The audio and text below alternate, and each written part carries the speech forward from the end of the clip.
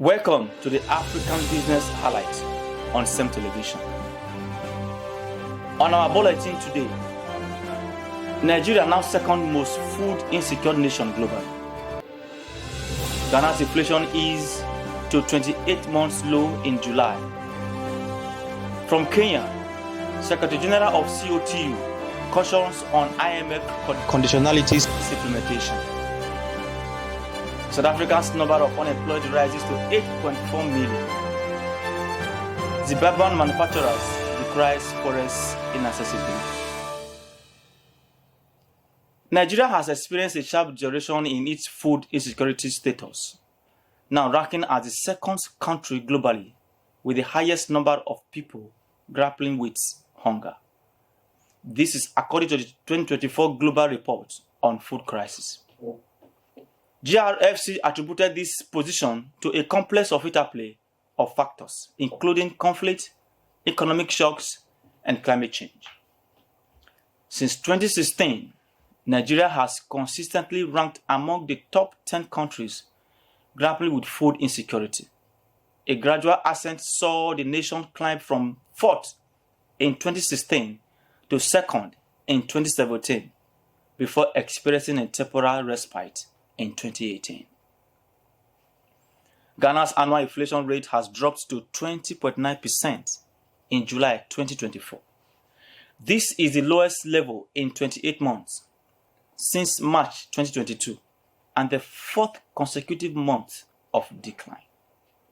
The government's statistician, Professor Samuel Kobina Anin, in Accra on Wednesday attributed the overall decline to decrease in both food and non-food categories, underscoring the broad impact these reductions have had on the economy.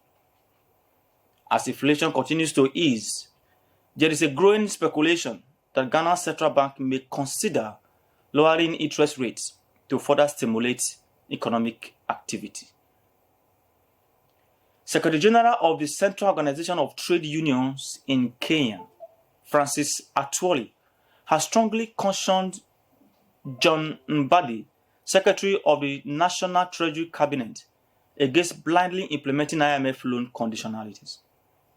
In a statement dated August 14, Atwoli urged Mbadi to carefully consider the potential impact of these conditions on Kenya's economy.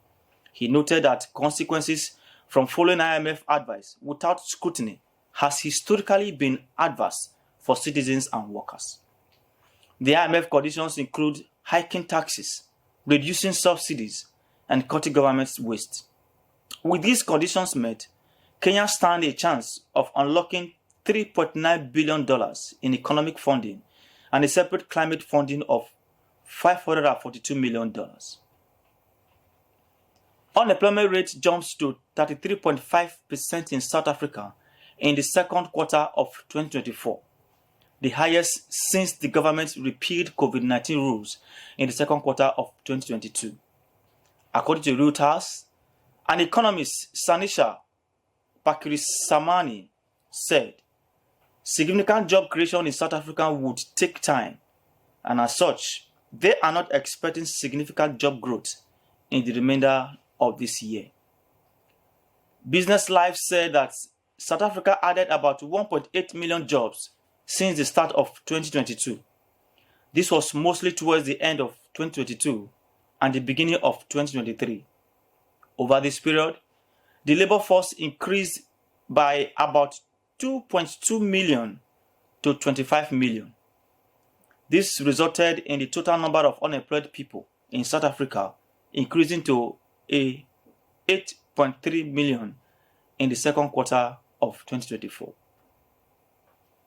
The Co-Federation of Zimbabwe Industry, CZI, the country's biggest business lobby group, has raised serious concern over manufacturers' difficulty to obtain foreign currency from the willing buyer, willing seller platform in order to import critical raw materials.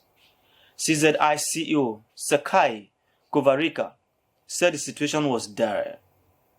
According to Business Times, manufacturing sector in Zimbabwe is highly import dependent, over 70% in most of the cases.